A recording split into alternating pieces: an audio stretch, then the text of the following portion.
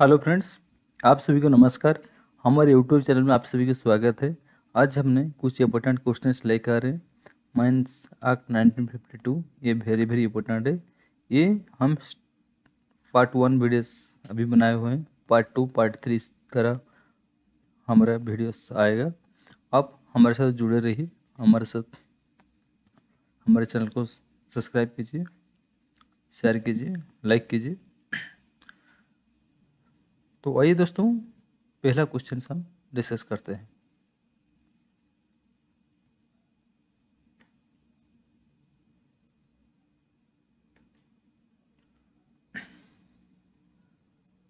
Act में be called mines act. Answer है 2 1952। Act को माइंस 1952 कहते हैं। Mines act comes into person 22 March 1901।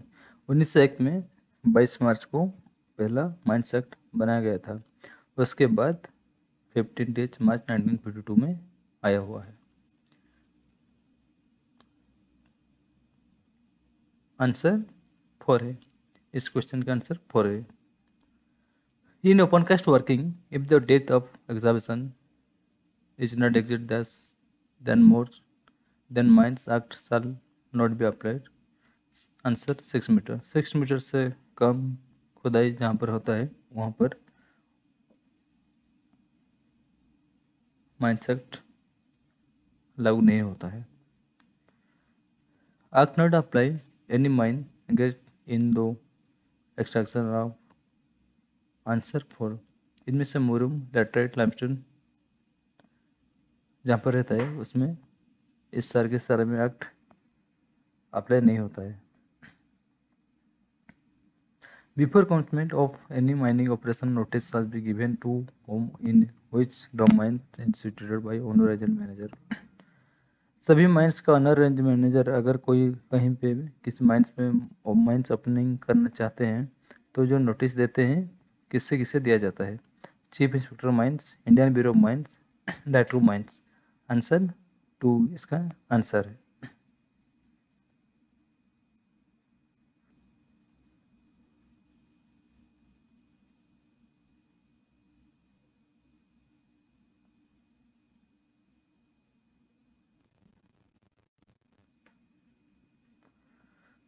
Person ordinarily employed in a mines means the average number of person employed per day during preceding। Answer है 3 calendar years. Calendar year किसे कहते हैं ये आपने इसको याद किया जाएगा क्योंकि ये ओपोनेंट्स रहता है। This means a person whether a appointment as such as not acting on behalf of owner takes part in management, control, supervision and direction of the mines or any part thereof। Answer 2 agent. Agent का definition ये आपको याद रखना जरूरी है और वो management, control, supervision, direction ये उन्हीं के द्वारा ये परिचालित होगा।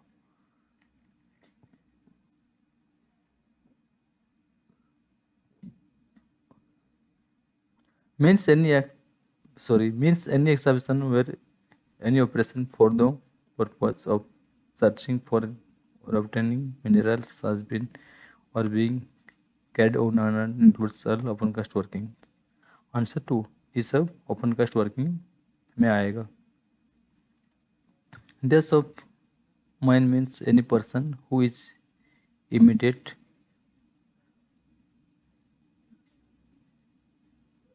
proprietor or occupier, liquidator और रिसीवर, कंट्रोल और सब less.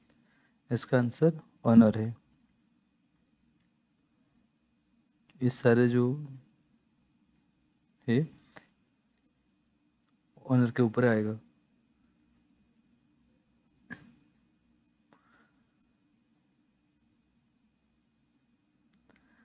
Which section of Mines Act 1952 speaks about notice of certain disease?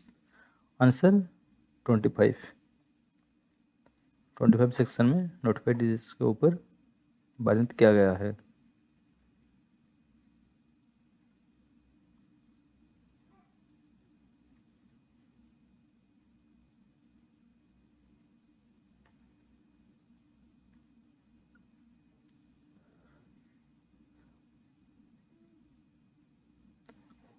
Where any person employed in a mine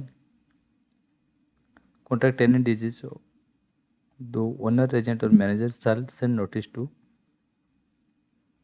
chief inspector. Chief inspector को ओनर, एजेंट और manager भेजेंगे। आज पर section 28 of mines act 1952 no person shall be allowed to work in a mine or more than dash days in any 1 week. Answer 4.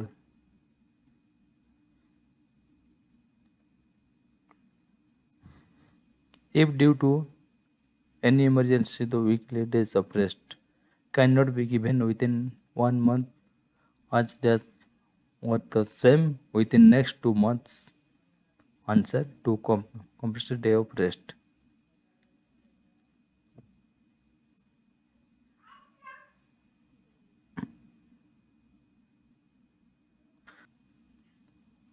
According to Section 30 of Mines Act 1952, no adult employed above ground in a mine shall be required or allowed to work for more than dash hours in any week or for more than dash hours in any day.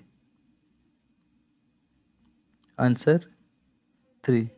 48 hours से ज़्यादा नहीं होना चाहिए एक आदमी को 1 week में।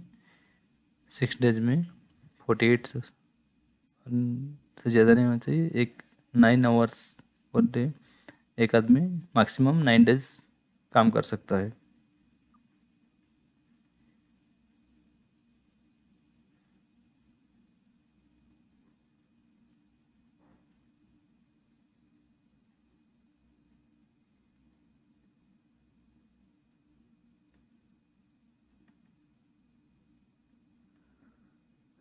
No person below dash years of age shall be allowed to work in any mine or part thereof. 18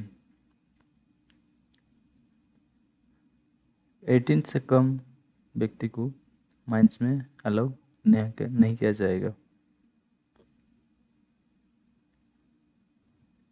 If any medical practitioner fail to send a report regarding any disease notified by him, he shall be punished with maximum fines of Rs 50।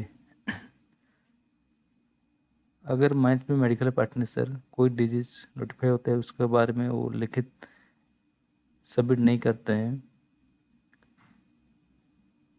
तो उनके ऊपर 50 rupees fine लगेगा। The laws permit for the operation of machinery or method of work is known as answer 3 ओ बाइलस में आएगा।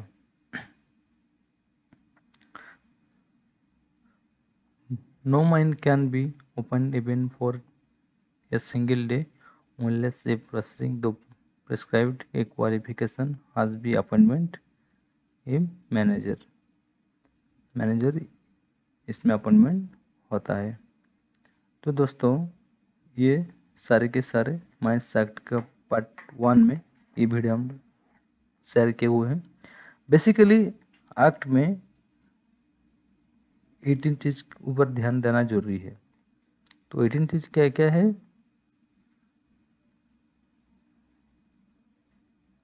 पहला है facility to be provide for occupational health and survey. Health and survey के ऊपर ध्यान देना बहुत ही आवश्यक है। Certified surgeon facility to be provided for occupational health and survey 9 section 9A में है। सर्टिफाइड सर्जन सेक्शन 11 में है। कमिटीज 12 में है। Notice to be given mining operation section 16 में है। Duty and responsibility of owner, agent and manager 18 में है। ड्रिंकिंग वाटर एक्ट 19 सेक्शन 18 में है। Notice to be given accidents 23 में है। नोटिस ऑफ सर्टेन डिजीज 25 में है। वीकली डे ऑफ रेस्ट 28 में है। कंपोजिशन डे ऑफ रेस्ट 29 में है। Hours of work of ground rule 30 में, सॉरी एक्ट सेक्शन 30 में है। नाइट शिफ्ट एक्ट 32 में है। Notice regarding hours of work 36 में है। Employment of person below 18 years of age 40 में है। एम्प्लॉयमेंट ऑफ वोमेन 46 में है। एनुअल लीव विथ वेजेस 52 में है। बायलॉस 61 में है। ये सारे के सारे माइंस एक्ट के ऊपर में आता है। तो ये सब आपने अच्छा से देख लीजिएगा, अच्छा से पढ़ाई कीजिएगा। ये पार्ट 1 वीडियो है। ये सभी का कमेंट ये रहा है कि सर आपका वॉइस अच्छा से नहीं आ रहा, लेकिन मैं सॉरी माफ़ी मांगना चाहूँगा क्योंकि सिस्टम का थोड़ा माइक का प्रॉब्लम की वजह से क्लियर नहीं हो रहा है। तो नेक्स्ट कुछ दिन के बाद ये हमारा क्लियर हो जाएगा। तो थैंक यू दोस्तों, आज का वीडियो को यहीं पे समाप्त करते हैं। धन्यवाद।